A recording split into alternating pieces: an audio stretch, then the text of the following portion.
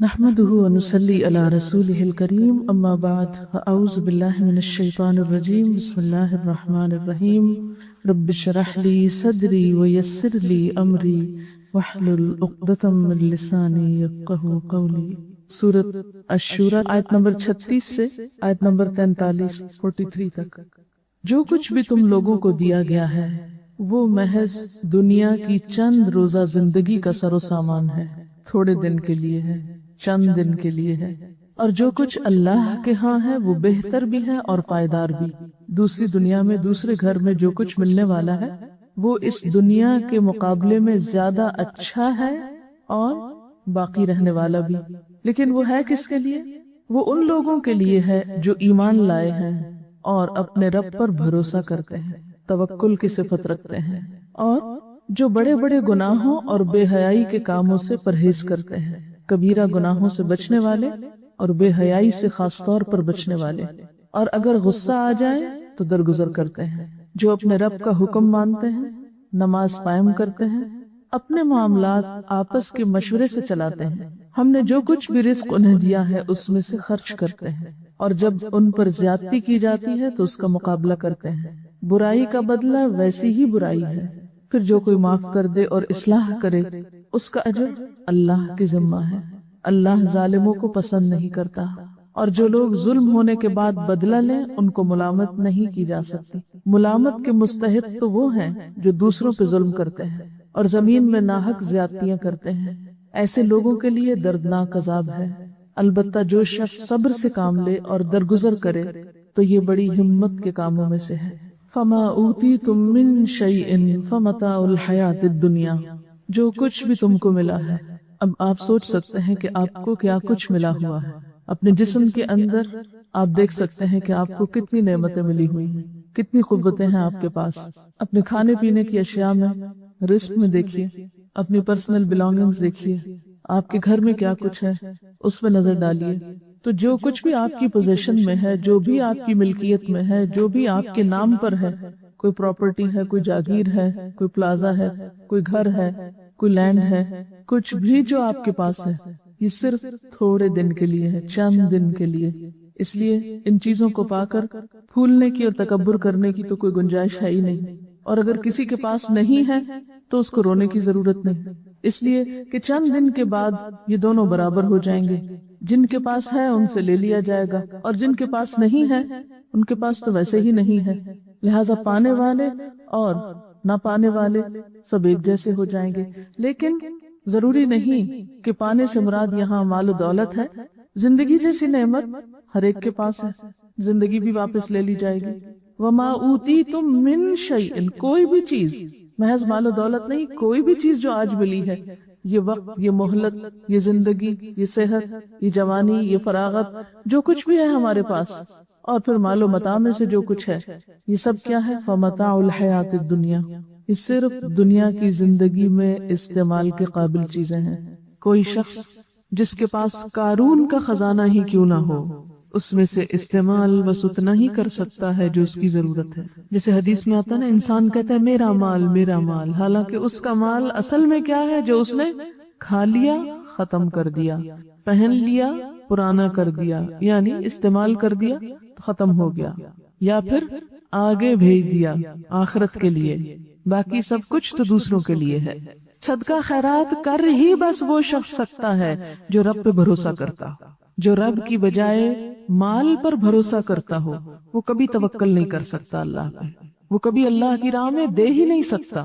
دے گا بھی تو کیسے دے گا؟ کیونکہ اس کو ڈر ہوگا کہ یہ چلا گیا تو میں کہاں سے کھاؤں گا، یہ دے دیا تو میں کہاں سے پہنوں گا، یہ کسی کا ہو گیا تو میرا کیا بنے گا۔ آپ اپنی زندگی پر بھی نظر دوڑائیں، جب بھی کوئی چیز صدقہ کرنے کو دل چاہے تو سب سے پہلا خیال کیا ہوتا ہے؟ تو میرا کیا ہوگا، میں کیا کروں گا، یہ چیز اگر میں فلاں کو دوں تو میرا کیا ہوگا۔ اور پھر آپ 100 ضروریات ڈھونڈ لیتے۔ کبھی آپ نے سٹور کی صفائی کی گھر میں کسی دراز کی؟ پہلے آپ تنگ آتے ہیں چیزوں سے اور آپ سوچتے ہیں میں نے ان سب کو نکال دینا ہے، پھر آپ دراز صاف کرتے ہیں، چیزیں نکالتے ہیں، چھانتے پٹکتے، پھر آپ دوبارہ رکھنے لگتے، پھر آپ کہتے ہیں یہ اس کام آئے گی، یہ حصہ آئے گی، یہ حصہ آئے گی، ایسا کوڑ کباڑ دوبارہ سارے کا سارا ایز اٹ از سیٹ ہو کے دوبارہ دراز میں آ جائے، سٹور میں آ جائے، سمٹ جاتا ہے نا۔ جب بکھرا ہوتا ہے تو انسان تنگ آتا ہے، کیا بلا ہے. اور جب سمٹ جاتا ہے انسان کہتا ہے اب کام آ جائے، اور پھر سال کے بعد صفائی کرتے ہیں تو وہ کسی کام نہیں آتا. اور ویسے کا ایسا ہی ہوتا ہے. یاد رکھیں اگر کوئی چیز بن میں بھی ڈالنی پڑے نا تو اس نیت سے ڈالا کریں جو ذرا غیر ضروری ہو، کہ کئی اللہ کی مخلوق بیچاری غریب بن کھول کھول کے چیزیں ضرورت کی نکالتی، یہ ان کے کام آ جائے گی، کوئی بات نہیں. آپ کو پتا ہے کئی لوگ بوتلیں اس میں سے نکالتے ہیں، کینز نکالتے ہیں، کاغذ نکالتے ہیں، کوئی بھی پرانی شرانی چیز جو انہیں مل جاتی ہے وہ نکالتے ہیں، اور پھر ان کو اکٹھا کر کر کے بیچ کے رات کی روٹی کھاتے ہیں. تو اگر آپ نے کوئی بھی غیر ضروری چیز اس نیت سے ڈال دی اس میں چلو ان کے کام آ جائے گی، میں اپنا لالچ تو دور کروں، جانے دوں، چھوڑو اس کو، بہت رکھ لی اپنے پاس، تو اس چھوٹی سی نیکی کو بھی حقیر نہ سمجھے. وما عند اللہ خیر، اب اس میں سے بھی جو اللہ کے پاس بھیج دیا وہ سب سے بہتر ہے. خیر بہتر ہے، اچھا ہے. وہ جو وہاں جا کے لوگے وہ اچھا ہے. وہ ابقا، اور زیادہ باقی رہنے والا ہے ہمیشہ کے لیے. اگر دنیا میں بھی آپ کے پاس سب سے اچھی چیزیں ہیں تو بھی ان کو بقا نہیں. کوئی ٹوٹ جاتی ہے، کوئی پرانی ہو جاتی ہے، کوئی میلی ہو جاتی ہے، کوئی گم ہو جاتی ہے. لیکن جو اللہ کے پاس ہے نہ اس کو ٹوٹنا ہے، نہ پرانا ہونا ہے، نہ گم ہونا ہے.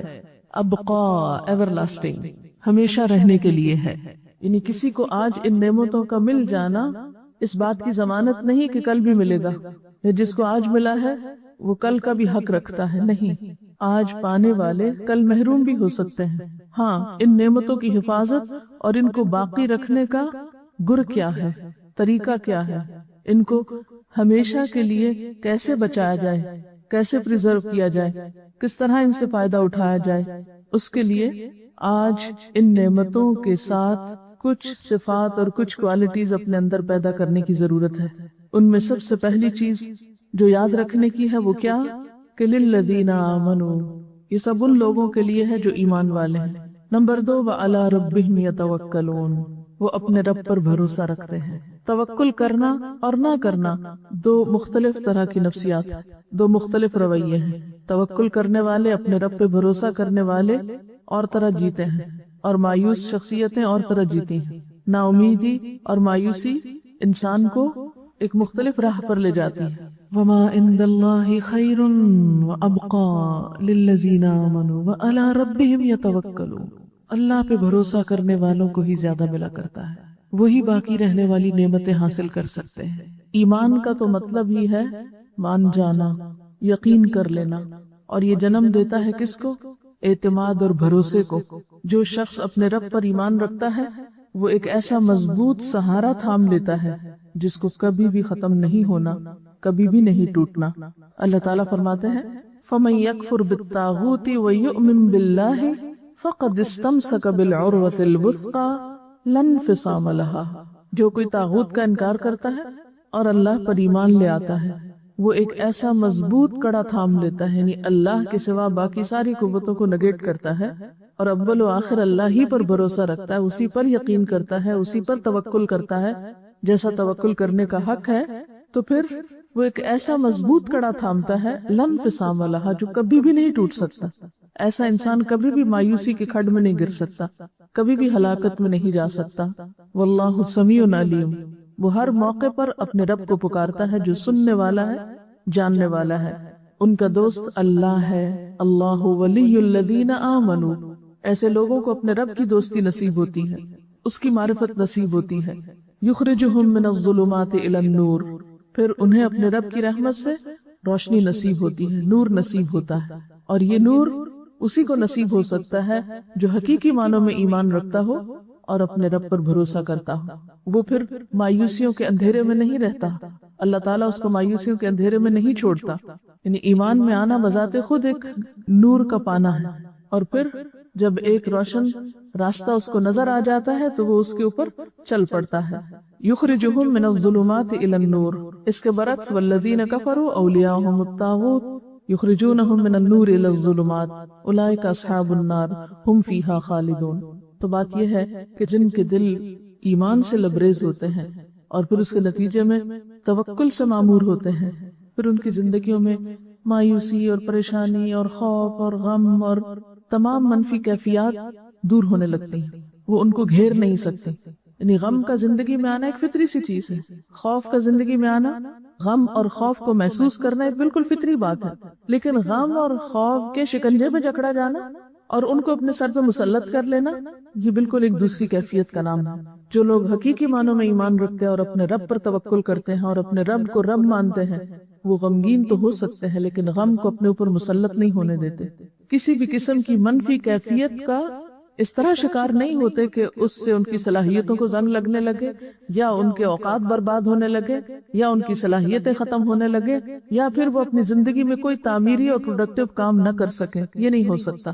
ایمان انسان کو مضبوط بناتا ہے، جرأت مند بناتا ہے اور حالات کا مقابلہ کرنا سکھاتا ہے۔ اور ان تمام آیات کی تھیم بھی یہی ہے، کیونکہ آگے جا کر آپ دیکھیں کہ جب ان پہ ظلم ہوتا ہے تو بدلہ لیتے ہیں، اور ان کے اندر اتنی طاقت ہوتی ہے کہ وہ صبر بھی کر سکتے ہیں، اور اتنے وسیع دل کے مالک ہوتے ہیں کہ وہ معاف بھی کر سکتے ہیں۔ لہٰذا وما عند اللہ خیر وابقى للذین آمنوا وعلی ربهم یتوکلون، آخرت کا گھر توکل کرنے والوں کے لیے، کیونکہ جو شخص اللہ پہ توکل کرتا ہے وہ ایک مثبت سوچ کا مالک ہوتا ہے۔ جو شخص مثبت سوچ کا مالک ہوتا ہے اس کی زندگی تعمیری، مفید اور خیر اور بھلائی کے کاموں سے بھری ہوئی ہوتی، وہ ہر دم ہر لمحہ آگے کی طرف جا رہا ہوتا ہے، وہ اوپر کو جا رہا ہوتا ہے، وہ بلندی کی طرف جا رہا ہوتا ہے۔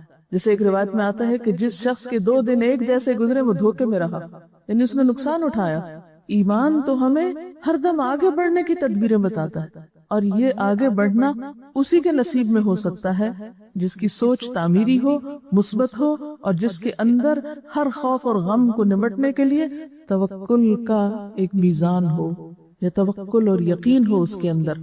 اور پھر کچھ اور صفات، والذین یجتنبون کبائر الاثم، ایسے لوگ جن کے اندر اتنی ایمانی جرت ہوتی اور جن کے اندر توکل ہوتا ہے، پھر وہ بڑے بڑے گناہوں سے بچ جاتے ہیں۔ مثلا بڑے گناہوں میں اکبر الکبائر کیا ہے؟ جھوٹ۔ مثلا معاملات کی بات اب کر رہے ہیں، جھوٹ سے کون بچ سکتا ہے؟ جس کے اندر ایمان ہوگا، جس کے اندر ایک جرت ہوگی، جو لوگوں سے نہیں ڈرتا ہوگا، جو جتنا لوگوں سے ڈرتا ہے اتنا زیادہ جھوٹ بولتا ہے، جو اپنے رب پہ بھروسہ کرنے کی بجائے لوگوں پہ بھروسہ کرتا ہے، لوگوں کو اپنا رب مانتا ہے، لوگوں سے مفادات حاصل کرنا چاہتا ہے، تو پھر وہ ان کی نظر میں اچھا بننے کے لیے طرح طرح کے جھوٹ بولتا ہے، یہ غلط رویے اختیار کرتا ہے۔ لیکن جو شخص اپنے رب کے سامنے سچا ہوتا ہے اور اپنے رب کے سامنے ایماندار ہوتا ہے، پھر اس کو کمزور سہاروں کی ضرورت نہیں ہوتی، پھر وہ ہر طرح کی برائی سے بچنے کی ہمت پاتا ہے اپنے اندر۔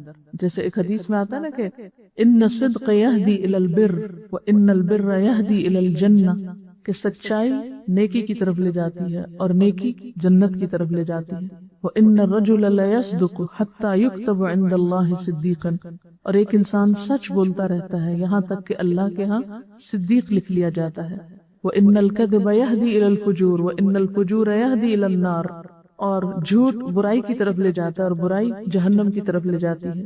وَإِنَّ الرَّجُلَ لَيَكْذِبُ حَتَّى يُكْتَبَ عِندَ اللَّهِ كَذَّابًا، اور ایک شخص جھوٹ بولتا رہتا ہے یہاں تک کہ اللہ کے ہاں جھوٹوں میں لکھ لیا جاتا ہے۔ والذین یجتنبون کبائر الاسم، اور وہ لوگ جو اجتناب کرتے ہیں بڑے بڑے گناہوں سے، کبیرہ گناہوں سے، والفواحش، اور بے حیائیوں سے، وَإِذَا مَا غَضِبُوا هُمْ يَغْفِرُونَ، اور جب غضبناک ہوتے ہیں تو معاف کر دیتے ہیں۔ اب یہ آخرت کی باقی رہنے والی چیزوں کے مالکوں کی صفات بتائی جا رہی ہیں۔ نمبر 1 توکل کرتے ہیں، نمبر 2 بڑے گناہوں سے بچتے ہیں، احتیاط برتتے ہیں، اجتناب کرتے ہیں۔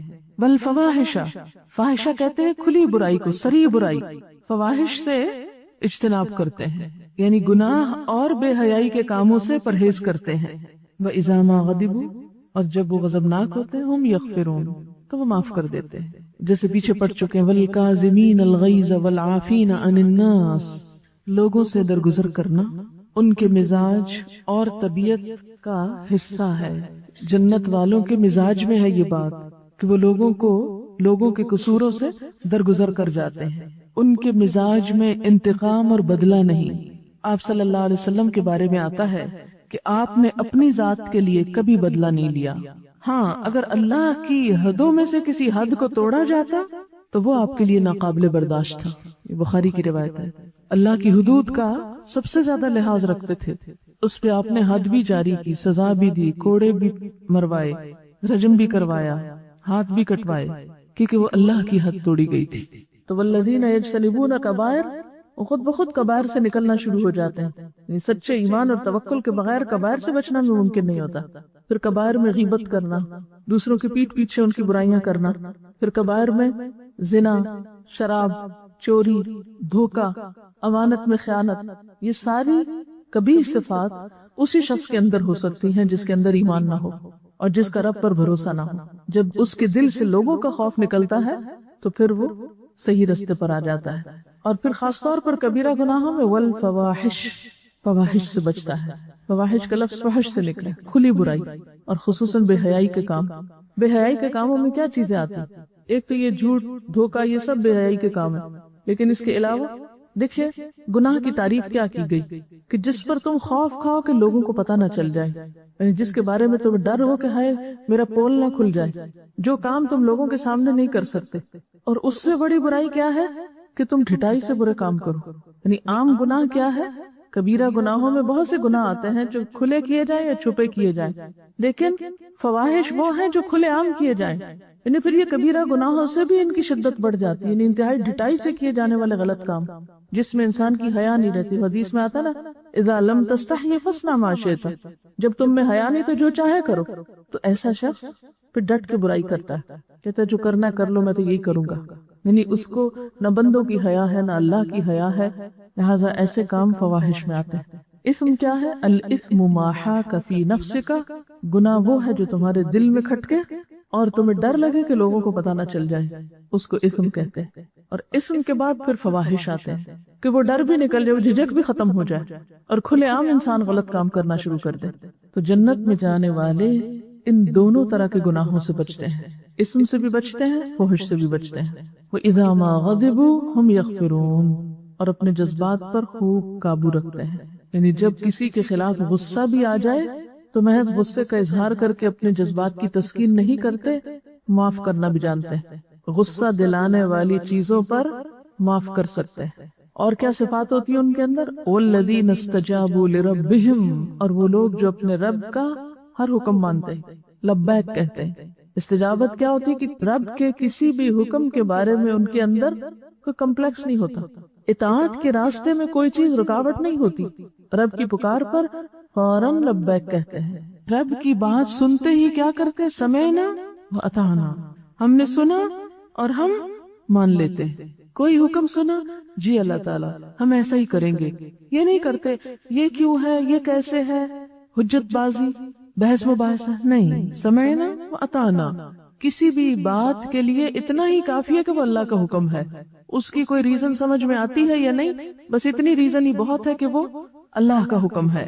والذین استجابوا لربهم واقاموا الصلاۃ، اور نماز قائم کرتے ہیں. نماز کا قائم کرنا جنت میں لے جانے والے کاموں میں سے ہے. اور پھر اجتماعی معاملات میں وامرهم شورى بینہم، تنہا فیصلے نہیں کرتے بلکہ مشورے سے کام کرتے ہیں. تنہا فیصلے وہ شخص کرتا ہے جو اپنے آپ کو بڑی چیز سمجھتا، یعنی خود کو بہت عقل مند سمجھتا، لہٰذا اپنی مرضی پر، اپنے اون پر، اپنے خیال کے مطابق چیزوں کو جیسے بہتر پائے ویسے فیصلہ کر لی، ویسے ہی کر گزری. لیکن ایمان والوں کی صفت یہ نہیں ہوتی اور اس چیز کو اپنے خلاف نہیں سمجھتے. بعض لوگ مشورہ کرنے کو اپنی عقل یا اپنی شان کے خلاف سمجھتے ہیں کہ ہم کیوں کسی سے مشورہ کریں، کیا ہم میں عقل نہیں، ہم سمجھدار نہیں، ہم اپنی آزادی کو خود استعمال کریں، ہم جیسے جی چاہیں کام کریں. نہیں، آپ اپنی ذاتی زندگی کے بارے میں تو آزاد ہیں. مثلا آپ نمکین پسند کرتے ہیں یا میٹھا، آپ کا جو جی چاہے کھائیں، اس میں آپ کو کسی سے مشورہ کرنے کی ضرورت نہیں، اللہ یہ کہ آپ بیمار ہو جائے تو پھر آپ کو ضرور پوچھنا پڑے گا ڈاکٹر سے کہ مجھے کیا کھانا چاہیے اور کیا نہیں. پھر وہ آپ سے فیس بھی لے گا مشورے کی اور آپ پر پابندیاں بھی لگائے گا. لیکن اجتماعی معاملات کسی ایک شخص کی مرضی سے نہیں چلا کرتے، چاہے وہ گھر کی اجتماعیت ہو، چاہے وہ کسی ادارے کی اجتماعیت ہو، اس میں باہم مشورہ بے حد ضروری ہے. اور مشورہ پھر کامیابی کا راستہ کھولتا ہے. اور مشورہ کیا ہے؟ دراصل کسی بھی کام کے بہتر پہلو کو اختیار کرنے کے لیے بہتر رائے کا انتخاب اور دوسرے سب کو ساتھ ملا کر چلنا، یعنی ٹیم ورک کی جان یا روح ہوتا ہے، باہمی اعتماد کو ظاہر کرتا ہے. وَأَمْرُهُمْ شُورَى بَيْنَهُمْ، اور ان کے آپس کے معاملات مشورے سے طے ہوتے ہیں. یہ جنت کے وارثوں کی ایک اہم خوبی ہے. شورا کا لفظ ذکرا اور بشرا کی طرح باب مفاعلہ سے اسم مصدر ہے، یعنی اہل ایمان ہر اہم کام باہمی مشاورت سے کرتے ہیں، اپنی ہی رائے کو حرف آخر نہیں سمجھتے۔ خود نبی صلی اللہ علیہ وسلم کو بھی اللہ تعالیٰ نے حکم دیا کہ مسلمانوں سے مشورہ کیجیے۔ آل عمران 159 میں آتا ہے وَشَاوِرْهُمْ فِي الْأَمْرِ، چنانچہ آپ صلی اللہ علیہ وسلم جنگی معاملات اور دیگر اہم کاموں میں مشاورت کیا کرتے تھے۔ اس کا فائدہ کیا ہوتا ہے؟ اس سے ان لوگوں کی حوصلہ افزائی ہوتی ہے جن سے مشورہ کیا جاتا ہے، اور دوسرا فائدہ کیا ہوتا ہے کہ کسی کام کے اہم حصے نمایاں ہو جاتے ہیں، کیونکہ ہر شخص اپنے اپنے اینگل سے دیکھ رہا ہے۔ مثلا اگر ہم نے اس کمرے کا حدود اربع بیان کرنا ہو تو اگر صرف میں ایکسپلین کرتی رہوں گی تو بات پوری نہیں کر سکوں گی۔ کیوں؟ اس لیے کہ میں صرف اپنے سامنے والی چیز کو دیکھ رہی ہوں۔ اگر میں آپ کو بھی شریک کر لوں گی تو آپ ان چیزوں کو دیکھ رہے ہیں جو میرے پیچھے ہیں، جو مجھے نظر نہیں آ رہی۔ اس طرح ایک مکمل پکچر بن جائے گی، ٹھیک ہے نا؟ مشورہ بھی ایسا ہی ہوتا ہے۔ کسی بھی معاملے کے بارے میں جب مشورہ کیا جاتا ہے آمنے سامنے بیٹھ کر، تو ایک شخص ایک اینگل سے دیکھتا ہے، دوسرا دوسرے سے، اور اس طرح وہ پوری چیز سامنے آ جاتی ہے۔ اور ہم دیکھتے ہیں کہ نبی صلی اللہ علیہ وسلم نے زندگی کے بہت سارے معاملات میں مشورے کیے۔ اس کے بعد صحابہ کرام کا بھی یہی طریقہ تھا۔ حضرت عمر رضی اللہ تعالی عنہ جب نیزے سے زخمی ہو گئے اور زندگی کی کوئی امید باقی نہ رہی تو امر خلافت کی مشاورت کے لیے 6 آدمی نامزد فرمائے: حضرت عثمان، حضرت علی، طلحہ، زبیر، سعد اور عبد الرحمن بن عوف۔ انہوں نے باہم مشورہ کیا اور آپس میں مشورے کے علاوہ اور لوگوں سے بھی مشورہ کیا، اور اس طرح حضرت عثمان کو خلافت کے لیے نامزد کر دیا گیا۔ بعض لوگ یہ سمجھتے ہیں کہ قومی اور اجتماعی سطح پر ہو تو مشورے سے مراد جمہوریت ہے۔ نہیں، اس لیے کہ جمہوریت میں ہر کہ و میں سے مشورہ کیا جاتا ہے، جو بھی سلیکٹ ہو کے آ جائے، خواہ وہ اس چیز کا اہل ہو یا نہ ہو۔ اب آپ دیکھیں کہ اس وقت دنیا میں جہاں جہاں جمہوریت ہے، پارلیمنٹ موجود ہے، وہاں پر جو ممبرز ہوتے ہیں، MNAs ہوتے ہیں، مختلف علاقوں سے آئے ہوئے، ان میں سے اکثریت ایسی ہوتی ہے جو امور مملکت کو، دنیا کے حالات کو کچھ بھی نہیں جانتے ہوتے۔ کسی کام کو کیسے چلانا ہے، کیسے کرنا ہے، ان کے پاس کوئی تجربہ نہیں ہوتا۔ ان کا سب سے بڑا کریڈٹ یہ ہے کہ وہ لوگوں کے پسندیدہ شخصیتیں، لوگوں نے انہوں نے بھیج دیا ہے، وہ آگے جا کے کیا کرتے ہیں کیا نہیں کرتے کچھ خبر نہیں۔ کئی ایک لوگ تو پڑھنا لکھنا بھی نہیں جانتے، کئی ایک لوگ دنیا کی تو کیا اپنے آپ کی خبر نہیں رکھتے، اس لیے وہ جو نظام پھر چلاتے ہیں وہ آپ کے سامنے ہے۔ اگر آپ نے ایک بلڈنگ بنانی ہے تو مشورہ ٹانگے والے سے کریں گے، فلمی اداکار سے کریں گے، کیونکہ یہاں تو کھلاڑی بھی آ رہا ہے، اداکار بھی آ رہا ہے، ٹانگے والا بھی آ رہا ہے، کاشتکار بھی آ رہا ہے، اسمبلی کا ممبر بن کے مشورے دینے لگے ہیں یہ لوگ حکومت چلانے کو۔ تو بلڈنگ بنانے کے لیے تو آپ کو مشورہ کرنا ہے کس سے؟ آرکیٹیکٹ سے، انجینئر سے، متعلقہ افراد سے، اور ملک چلانے کے لیے مشورہ کر رہے ہیں آپ ان حضرات سے۔ خیر، میرا فیلڈ نہیں ہے سیاست، اس لیے زیادہ بات نہیں کروں گی، جو فیلڈ نہ ہو اس پر زیادہ نہیں بولنا چاہیے۔ بہرحال وَأَمْرُهُمْ شُورَى بَيْنَهُمْ، مشورے کا جب اللہ نے حکم دیا، اور یہ دیکھیں ان صفات میں سے ہے جو جنت میں لے جانے والی ہیں۔ اس کو معمولی صفت نہ سمجھے، یہاں پر معمولی چیز نہ لیں اس کو کہ ٹھیک ہے دل چاہے گا مشورہ کریں گے، نہیں تو نہیں صحیح، نہیں، آپ کو کرنا ہے اگر آپ جنت میں جانا چاہتے ہیں۔ اب آپ دیکھیں کہ مشورہ جہاں کرنا ضروری ہے وہاں ہر معاملے اور ہر چیز میں بھی نہیں کرنا ہوتا۔ مثلا میں کھانا کھاؤں کہ نہ، اس پر مشورے کی نہیں ضرورت، نماز پڑھوں یا نہ۔ اگر آپ اکثریت کہہ دیں گے مجھے نماز پڑھنی چاہیے تو میں پڑھ لوں گی، اگر آپ کہ نہیں آپ کو کوئی بات نہیں، آج آپ نہ پڑھیں، تو میں کو نہیں، میں نہیں پڑھ رہی، سب نے مجھے مشورہ دیا تھا نماز نہ پڑھنا، تو اللہ تعالیٰ آپ نے کہا تھا مشورہ کرنا۔ تو ایسے معاملات میں مشورہ نہیں ہے۔ مشورہ ایسے معاملات میں ہے کہ جس کا تعلق اجتماعیت سے ہے، زیادہ لوگوں کے مفاد سے ہے، 2 یا 2 سے زائد لوگوں کے مفاد میں جو چیز ہے، اور پھر اس میں کوئی بھی شخص اگر اجتماعی فائدوں کو یا اجتماعی کام کو صرف اپنی منمانی اور ون وے ٹریفک کے طریقے سے کسی گاڑی کو دھکیلنا چاہے تو ہو سکتا ہے وہ منزل تک نہ پہنچائے۔ اور پھر آپ دیکھیں کہ جو شخص اجتماعی معاملات میں صرف اپنی مرضی کرتا ہے وہ سب کی ذمہ داری اپنے اوپر لیتا ہے، اگر کام غلط ہو گیا تو اس کا مطلب کیا ہے کہ قصوروار وہی ہے. جب مشورے سے ہوا تو اس ذمہ داری کو سب نے بانٹ لیا، تو یہ ایک فائدہ ہو جاتا ہے مشورے کا. اور پھر اسی طرح مشورہ اس لیے بھی مفید ہے کہ جو معاملہ سب سے متعلق ہے اس میں سب کو باخبر بھی رکھا جائے، سب کو پتا ہو کہ ان کے بارے میں کیا ہو رہا ہے. پھر اسی طرح یہ ہے کہ اجتماعی معاملات کو چلانے کے لیے جس شخص پر ذمہ داری ڈالی جائے وہ بھی مشورے سے ہو، تاکہ لوگوں کی پسند کے مطابق، یعنی اللہ کی پسند تو بہرحال اوپر ہے، عام روزمرہ مثلاً چھوٹی چھوٹی چیزوں میں جو ذمہ داری دی جاتی ہے انتظامی امور میں، تو اس میں اہلیت کے ساتھ لوگوں کی رائے لینے میں، مشورہ کرنے میں کہ کس شخص کو کس چیز پر متعین کیا جائے، نقصان کی بات نہیں. پھر ایسے لوگ مشورہ دیں جو اہل ہوں. پھر اپنے ضمیر اور ایمان کے مطابق کسی لالچ کے یا کسی خوف کے دباؤ میں نہ مشورہ دیں. وَأَمْرُهُمْ شُورَى بَيْنَهُمْ وَمِمَّا رَزَقْنَاهُمْ يُنْفِقُونَ، اور اس میں سے جو ہم نے ان کو رزق دیا وہ خرچ کرتے ہیں. رزق کا خرچ کرنا کچھ تو اس میں فرائض کی ادائیگی میں سے ہے جیسے زکوٰۃ وغیرہ، کچھ صدقات ہیں جو انسان اپنے دل کی خوشی سے کرتا ہے، اور اس میں لَن تَنَالُوا الْبِرَّ حَتَّى تُنْفِقُوا مِمَّا تُحِبُّونَ، اپنی پسندیدہ ترین چیزوں میں سے خرچ کرنا. اور پھر خاص طور پر اپنی غلطیوں کے کفارے کے لیے، گناہوں کے ازالے کے لیے، مصیبتوں کو ٹالنے کے لیے، کیونکہ ہر گناہ مصیبت کا سبب ہوتا ہے. تو جب ان کو احساس ہوتا ہے کہ انہوں نے کوئی بھی کام غلط کیا ہے تو اس موقع پر بھی وہ صدقہ کرتے ہیں. یعنی صدقہ مومن کی عادات میں سے ہونا چاہیے، یعنی ہر روز کچھ نہ کچھ صدقہ کرنا چاہیے. اگر مال میں سے کچھ بھی نہیں پاتے، حالانکہ ایسا نہیں ہے کہ کچھ بھی نہیں پاتے، اگر آپ کے پاس 2 لقمے ہیں کھانے کو تو آپ ایک یا آدھا کسی اور کو بھی دے سکتے ہیں. جیسے نبی صلی اللہ علیہ وسلم فرمایا کہ آگ سے بچنے کی فکر کرو، خواہ کھجور کا آدھا ٹکڑا ہی کیوں نہ ہو. پوری کھجور نہیں خرچ کر سکتے تو آدھی سے. اب ہم میں سے کتنے لوگ ہیں جو مثلاً کلو بھر 2 کلو بھر کھجوریں خرید کے اپنے گھر رکھ سکتے ہیں، اور جب گھر سے نکلے تو اپنی جیب میں تھوڑی سی لے چلے، رستے میں جو بھی نظر آئے اس کو آفر کرتے چلے جائیں. آسان طریقہ ہے صدقہ کرنے کا. لیکن عموماً ہم اس طرف توجہ نہیں کرتے کہ ہر روز صدقہ کرنا چاہیے. یہ چھوٹی سے چھوٹی چیز بھی صدقہ کی جا سکتی، کیونکہ ہم کوتاہیاں روز کرتے ہیں، ہم غلطیاں روز کرتے ہیں، لہذا ہمیں روزانہ صدقہ کرنے کی ضرورت. تو وَمِمَّا رَزَقْنَاهُمْ يُنْفِقُونَ، جو رزق ہم نے ان کو دیا اس کو اکٹھا کر کر کے نہیں رکھتے رہتے، صرف اپنی ذات کے لیے نہیں کرتے، اس میں سے وہ نکالتے رہتے. یہ ان کی عادت ثانیہ ہوتی، مسلسل وہ اس کے بارے میں سوچتے رہتے ہیں. کیونکہ بہت سے ڈپریشن، بہت سے دل کے بوجھ اور بہت سے غم کا علاج صدقہ ہے. نہ صرف یہ کہ پچھلے بوجھ دھونے اور ہٹانے کا ذریعہ ہے، بلکہ آئندہ کی مصیبتوں اور بلاؤں سے بچنے کا بھی ذریعہ ہے. کہ صدقہ جو ہے بلائیں اس سے آگے نہیں بڑھ سکتی.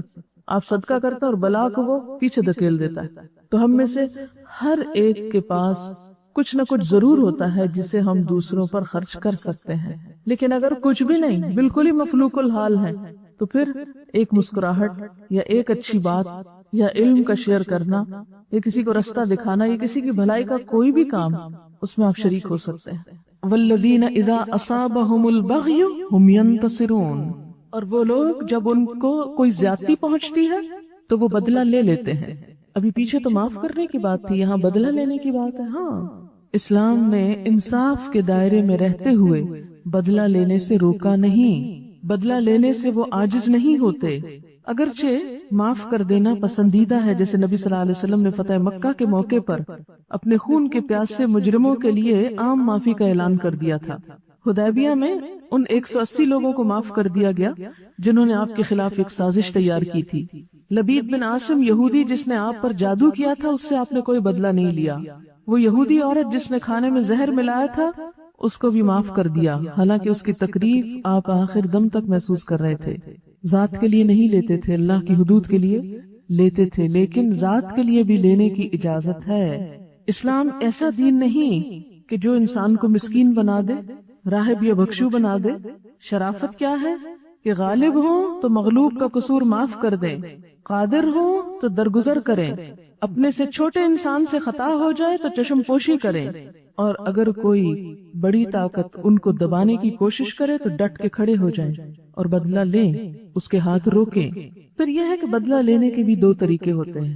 ایک یہ کہ غصے کو غصے کی شکل میں ظاہر کیا جائے، اور ایک احسن طریقے سے اس کا بدلہ لیا جائے. غصہ آنا، تلخی پیدا ہونا بالکل ایک نیچرل بات ہے، کوئی شخص اس سے بچا ہوا نہیں. ہر شخص کے اندر اللہ نے پتا رکھا ہے، وہ زہر کی پوٹلی، وہ اپنا کام کرتی ہے.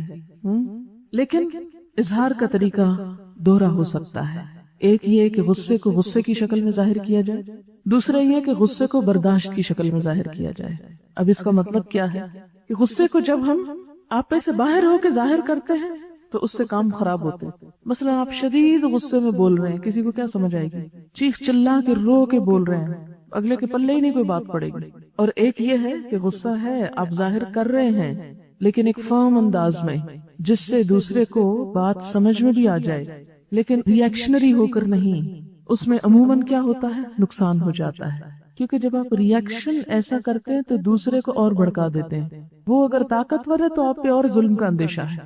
اب یہ ساری صفات ہیں اہل جنت کی کہ جو جنت میں جائیں گے ان کے اندر یہ تمام صفات ہونی چاہیے. یہ کرائیٹیریا آپ کو میٹ کرنا ہے. مثلاً آپ کسی دوسرے ملک میں جا کر رہنا چاہتے ہیں، امیگریشن چاہتے ہیں، تو اس کے لیے آپ کو ایک سرٹن کرائیٹیریا میٹ کرنا پڑتا ہے. آپ کو کچھ ضروری چیزیں فراہم کرنی پڑتی. تو جنت کی امیگریشن کے لیے بھی، یہاں سے وہاں جانے کے لیے بھی آپ کے اندر ایک مخصوص کردار کا ہونا بے حد ضروری ہے. وہاں کے ویزا کے لیے بھی کچھ ضروری شرائط اور ریکوائرمنٹس ہیں. اگر آپ وہ پورا نہیں کرتے تو اندر جانے کے مستحق نہیں. اور ان میں سے یہ تمام چیزیں، جن میں سے ایک اہم چیز والذین اذا اصابہم البغی ہم ینتصرون، کہ جب ان کے ساتھ کوئی زیادتی کرتا ہے تو بدلہ لیتے ہیں. عام حالات میں ہمیں کیا کہا گیا ہے کہ درگزر کرو، معاف کر دو. لیکن جہاں انسان یہ دیکھے کہ محض معاف کرنے سے دوسرے کی اصلاح نہیں ہو سکتی تو وہاں ایک حد کے اندر رہتے ہوئے وہ بدلہ لے سکتا ہے. لیکن کس طرح؟ وَجَزَاءُ سَيِّئَةٍ سَيِّئَةٌ مِثْلُهَا، برائی کا بدلہ اگر برائی سے دینا ہے تو اتنی ہی برائی کی اجازت ہے جتنی تم پر کی گئی، صرف اسی دائرے کے اندر. کیونکہ اگر تم نے ایک کے بدلے میں 2 گنا سزا دی کسی کو تو پھر کیا ہوگا؟ زیادتی ہو جائے گی، وہ مظلوم ہو جائے گا اور تم ظالم ٹھہرو گے. لیکن اس کے ساتھ ساتھ پھر مزید کیا سکھا دیا کہ اگرچہ بدلہ لینے کا حق ہے کیونکہ اسلام انصاف کا دین ہے، اس میں عدل ایک بہت اہم صفت ہے، لیکن اس کے باوجود افضل اور پسندیدہ کیا ہے؟ فمن عفا، جو کوئی معاف کر دے، واصلح، اور اصلاح کر لے تعلقات کی، فاجرہ علی اللہ، تو اس نے اپنا اجر اللہ کے ہاں محفوظ کر دیا، وہاں جا کر اس کو مل جائے گا، ضائع نہیں جائے گا. انہ لا یحب الظالمین، وہ ظالموں سے محبت نہیں رکھتا. ظالم کون ہے؟ جو برائی کا بدلہ اتنی برائی سے دینے کی بجائے دگنی یا چگنی یا اس سے زیادہ میں دے. وَلَمَنِ انْتَصَرَ بَعْدَ ظُلْمِهِ فَأُولَئِكَ مَا عَلَيْهِمْ مِنْ سَبِيلٍ، لیکن اگر کوئی معاف نہیں کرنا چاہتا، درگزر نہیں کرنا چاہتا، بدلہ ہی لینا چاہتا ہے، تو بدلہ لینے والے کو برا بھلا نہیں کہا جائے گا.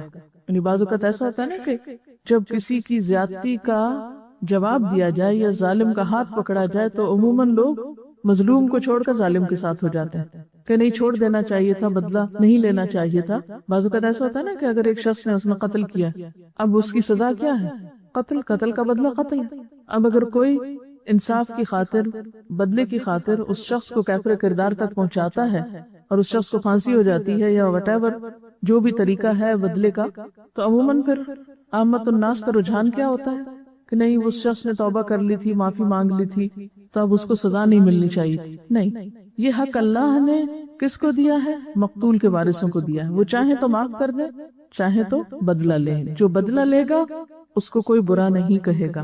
فَأُولَئِكَ مَا عَلَيْهِمْ مِنْ سَبِيلٍ، ایسے لوگوں کو ملامت نہ کی جائے گی. بدلہ لینے والے کو آپ برا بھلا نہیں کہہ سکتے، لیکن اس وقت تک جب کہ وہ اتنا ہی لے جتنی اس پر زیادتی ہوئی، آگے نہ بڑھے.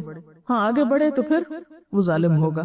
انما السبیل علی الذین یظلمون الناس، ملامت تو ان پر ہے جو لوگوں پہ ظلم ڈھاتے ہیں. ویبغون فی الارض بغیر الحق، اور زمین میں ناحق زیادتیاں کرتے ہیں. اولئک لہم عذاب علیم، ایسے لوگوں کے لیے دردناک عذاب ہے. یعنی دنیا میں بھی ان کو سزا دی جا سکتی ہے، اور اگر دنیا میں وہ بچ جائیں، پکڑے نہ جائیں، تو آخرت میں وہ اللہ کی سزا سے بچ نہیں سکتے. اولئک لہم عذاب علیم، وہاں وہ دردناک سزا پائیں گے. اور خلاصہ کیا ہے اس سارے معاملے کا؟ وَلَمَنْ صَبَرَ، ابتدائے گفتگو میں ایمان کی بات تھی، توکل کی بات تھی، اور انتہائی گفتگو میں صبر. وَلَمَنْ صَبَرَ وَغَفَرَ، اور جو کوئی صبر کرے اور معاف کر دے، دوسروں سے درگزر کرے، تو إِنَّ ذَلِكَ لَمِنْ عَزْمِ الْأُمُورِ، یہ بڑی ہمت کے کاموں میں سے ہے، اور یہ ہمت کس کے اندر آتی ہے؟ جس کے اندر ایمان کی پختگی ہو، کردار کی پختگی ہو، اخلاق کی بلندی ہو، جو اپنے رب پر بھروسہ کرنا جانتے ہوں۔ یہاں ایک بات یاد رکھیے کہ غصے پر قابو پانے کی بات تو ہے ہی، لیکن جو چیز کہی جا رہی ہے وہ یہ کہ غصے کے باوجود معاف کر سکتے ہیں، یعنی غصہ ہے تو پھر بھی معاف کر دیتے ہیں۔ یہاں توکل کی صفت جو ہے وہ ساری خوبیوں کا اور ان آگے کے سارے کاموں کے لیے ایک بنیاد نظر آتی ہے، یعنی توکل کے بغیر آپ باقی کام نہیں کر سکتے، کیونکہ انسان کو کیا چیز اللہ کی اطاعت سے روکتی ہے؟ دنیا کی محبت، دنیا کا مفاد، کسی چیز کا خوف، کسی چیز کی طلب۔ تو جب آپ کے اندر توکل آ جاتا ہے تو پھر آپ دنیا سے بے نیاز ہونے لگتے ہیں۔ جب بے نیاز ہو جاتے ہیں تو آپ کے اندر ایک بے خوفی کی کیفیت پیدا ہوتی ہے، یعنی خوف ختم ہو جاتا ہے آپ کے اندر سے، تو پھر آپ کے اندر ایک ایسی جرت پیدا ہوتی ہے کہ آپ بڑے بڑے سٹیپ اٹھا سکتے ہیں۔ یہ ساری باتیں جو ہیں عزم الامور میں سے ہے، بڑی ہمت کے کاموں میں سے ہے۔ یہ ہمت کس کے اندر آتی ہے؟ جس کا اپنے رب پر بھروسہ ہو، جس نے اپنے رب کو پا لیا ہو۔ اصل بات یہی ہے کہ بنیادی کردار نہیں ہے ہمارے اندر۔ ایک بڑے سیناریو میں جب ہم چیزوں کو دیکھتے ہیں تو وہ سمٹ کے پھر چھوٹے میں آ جاتا ہے۔ ذات اور فرد کی اصلاح سے امت کی اصلاح ہو سکتی۔ یہ کام طویل ضرور ہے لیکن اس کے بغیر گزارا نہیں، کیونکہ جب تک بنیادیں مضبوط نہ ہوں۔ آپ دیکھیے کہ جیسے شورا ہی کی بات آپ نے کی، ہم سب اپنی اپنی زندگیوں میں غور کریں، ہمارے گھریلو معاملات کتنے فیصد باہم مشورے سے طے ہوتے ہیں؟ ہمارا کلچر کیا بتاتا ہے؟ جب مثلاً عموماً گھروں میں کوئی بڑا ایشو آتا ہے، کوئی شادی بیاہ کا معاملہ ہے یا کوئی پراپرٹی کی لین دین ہے یا کچھ بیچنا ہے ایون، تو کیا بعض اوقات صرف چند افراد اپنے مفادات کو سامنے رکھ کے فیصلہ نہیں کر لیتے؟ کیا وہ ان متعلقہ افراد کو شریک مشورہ کرتے ہیں کہ جو اس معاملے سے متعلق ہوتے ہیں، یا ہوا بھی نہیں لگنے دیتے؟ اسی طرح اداروں میں آپ دیکھ لیجئے، لوکل سطح کی گورنمنٹ کے اداروں میں دیکھ لیجئے، پھر ایک حکومت کے اندر دیکھ لیجئے، پھر اس سے آگے بڑھ کر جو امت مسلمہ مختلف حکومتیں ہیں ان کا آپس میں ایک دوسرے پر اعتماد اور آپس میں ایک دوسرے کے ساتھ کیا تعلق ہے۔ تو جب تک ہمارے اندر یہ بنیادی اخلاق نہیں پایا جاتا اس وقت تک اللہ کی مدد آ نہیں سکتی، اور اس کی ابتدا ہم میں سے ہر ایک کو اپنی ذات سے کرنا ہے اور پھر اس کا شعور عام کرنا ہے اور دوسروں کے اندر بھی بیدار کرنا ہے۔ آپ دیکھیے کہ ایمان کے فوراً بعد توکل کا جو ذکر ہوا ہے یہ تمام چیزوں کے اندر آپ کو نظر آئے گا۔ مثلاً بڑے گناہوں سے بچنے کے لیے بھی توکل چاہیے۔ آپ جھوٹ بول کر، دھوکہ دے کر بہت کچھ نفع کما سکتے ہیں اپنی تجارت میں، لیکن آپ اپنے اصولوں پہ قائم رہتے ہیں، آپ دھوکہ اور فریب سے بچتے ہیں، کیا چیز آپ کو بچائے گی؟ توکل کہ نہیں، جس رب نے رزق دینا وہ دے گا۔ جھوٹ اور فریب کے ذریعے میں اپنی آمدنی نہیں بڑھا سکتا۔ اسی طرح باقی گناہوں سے بچنا، فواحش سے بچنا، پھر اسی طرح یہ جتنی بھی اگلی صفات ہیں، حتیٰ کہ نماز کے اندر بھی آپ دیکھیے، بعض اوقات ہم نماز کیوں مختصر کر دیتے ہیں، یہ کیوں جلدی پڑھتے ہیں کہ ہمیں کوئی اور فائدہ یاد آ رہا ہوتا ہے کہ وہ فلاں کام ہمارا چھٹ جائے گا، فلاں کام رہ جائے گا، تو میں جلدی سے فلاں نفع کو حاصل کر لوں۔ ہمارے اندر ٹھہراؤ آ ہی نہیں سکتا، حکمت اور وزڈم آ ہی نہیں سکتی جب تک کہ توکل کی صفت ہمارے اندر نہیں۔ اور توکل کیا ہے کہ جب تک اللہ نہ چاہے کوئی فائدہ نہیں پہنچا سکتا، اور جب تک وہ نہ چاہے کوئی نقصان نہیں دے سکتا۔ ایک حدیث میں پڑھ رہی تھی اور اس میں توکل کا مفہوم بہت اچھی طرح سمجھ میں آتا ہے۔ قال رسول اللہ صلی اللہ علیہ وسلم لابن عباس، رسول اللہ صلی اللہ علیہ وسلم نے ابن عباس سے کہا، یا غلام، اے بچے، انی اعلمک کلمات، میں تمہیں چند باتیں سکھاتا ہوں۔ اب آپ یہ بھی دیکھ لیجئے کہ آپ صلی اللہ علیہ وسلم کی تعلیم صرف بزرگوں کے لیے نہیں تھی، ٹین ایجرز کے لیے بھی تھی۔ غلام جو ہے ٹین ایجر کو کہتے ہیں، ان کو بھی آپ نے تعلیم دی اور ان کو بھی براہ راست سکھایا۔ اور آپ دیکھیے کہ ایک غلام جو ہے، غلام سے مراد یہاں یعنی 13-14 سال کا بچہ ہے، تو اس کو آپ دیکھیے کہ کتنی زبردست بات سکھا رہے ہیں، اور اس ایج میں سکھا رہے ہیں کیونکہ یہی وہ ایج ہوتی ہے کہ جس میں توکل نام کی اور اعتماد اور یکسوئی نام کی کوئی چیز نہیں ہوتی۔ انسان بہت ہی ایک ایسے لاؤبالی پن سے گزر رہا ہوتا ہے کہ جس میں اس کے لیے زندگی توکل اور ٹھہر کے چلنے اور سوچ سمجھ کے کام کرنے کا نام نہیں ہوتی۔ بہرحال کہتے ہیں احفظ اللہ یحفظک، آپ صلی اللہ علیہ وسلم نے فرمایا کہ تم اللہ تعالیٰ کو یاد رکھو، وہ تمہاری حفاظت کرے گا۔ احفظ اللہ تجدہ تجاہک، اللہ کو یاد رکھو تم اسے اپنے سامنے پاؤ گے۔ اذا سألت فاسأل اللہ، جب تم سوال کرو تو اللہ سے کرو، جب مانگو تو اللہ سے مانگو۔ وَإِذَا اسْتَعَنْتَ فَاسْتَعِنْ بِاللَّهِ، اور جب مدد طلب کرو تو اللہ ہی سے مدد مانگو۔ وَعَلَمْ، اور یاد رکھو، أَنَّ الْأُمَّةَ لَوْ اجْتَمَعَتْ، اگر سارے لوگ اس بات پہ اکٹھے ہو جائیں الا ان ينفعوک بشیء کہ تمہیں کسی چیز میں کوئی فائدہ پہنچا سکے، لم ينفعوک الا بشیء قد كتب اللہ لک، مگر اتنا ہی فائدہ دے سکتے ہیں جتنا اللہ نے تمہارے حصے میں لکھ دیا، اس سے آگے کوئی نہیں فائدہ دے سکتا۔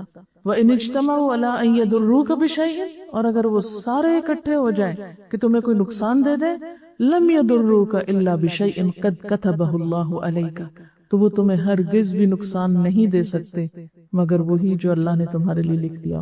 رفعت الاقلام، قلم اٹھا لیے گئے، وجفت الصحف، صحیفے خشک ہو گئے۔ لکھنے کے بعد سیاہی جب خشک ہو جاتی ہے تو تحریر سخت ہو جاتی ہے، پھر آپ اس کو مٹا نہیں سکتے، اس کو سمجھ نہیں کر سکتے۔ تو یہ ساری حدیث ہمیں کیا سکھاتی ہے؟ توکل سکھاتی۔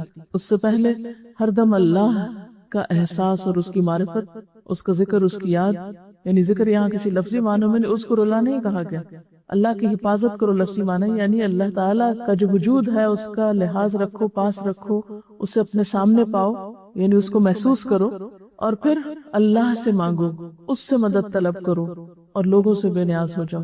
لوگ تمہیں سارے مل کے بھی کوئی فائدہ نہیں دے سکتے، اور سب مل کے کوئی نقصان نہیں دے سکتے۔ جتنا زیادہ اس بات پر یقین ہوتا ہے اتنا ہی زیادہ انسان پھر اپنے اصولوں پہ قائم رہتا ہے، ورنہ اپنے ہر اصول کو لوگوں کی مرضی کے مطابق تبدیل کرتا چلا جاتا ہے، نہ پھر گناہوں سے بچ سکتا ہے، اور نہ ہی معاف کر سکتا ہے، اور نہ ہی باقی صفات اس کے اندر آ سکتی ہیں جیسے صدقہ خیرات وغیرہ کی۔ اوورآل ہماری ساری زندگی لوگوں کے گرد گھومتی ہے، ہم پیپل سینٹرڈ لوگ ہیں، ہمارا مرکز و محور لوگ ہیں، یا اپنی ذات ہوتی ہے یا پھر لوگ ہوتے ہیں، اوپر نہیں اٹھتے اس سے۔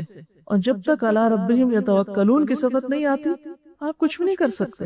جب ہم اللہ پہ بھروسہ نہیں کرتے تو یقیناً ہمیں کسی اور پہ بھروسہ کرنا پڑتا ہے، اور وہ سب کمزور سہارے ہیں جو خود بھی گرتے ہیں اور ہم بھی ان کے پیچھے گرتے ہیں۔ کسی نے لکھا ہے کہ عام زندگی میں کانفیڈنٹ اسے کہا جاتا ہے جسے اپنے اوپر بھروسہ ہوتا ہے اور نڈر ہو کر کوئی بھی غلط کام کر سکتا ہے، مگر اللہ کے ہاں کانفیڈنٹ وہ ہے جسے اللہ پر توکل ہو۔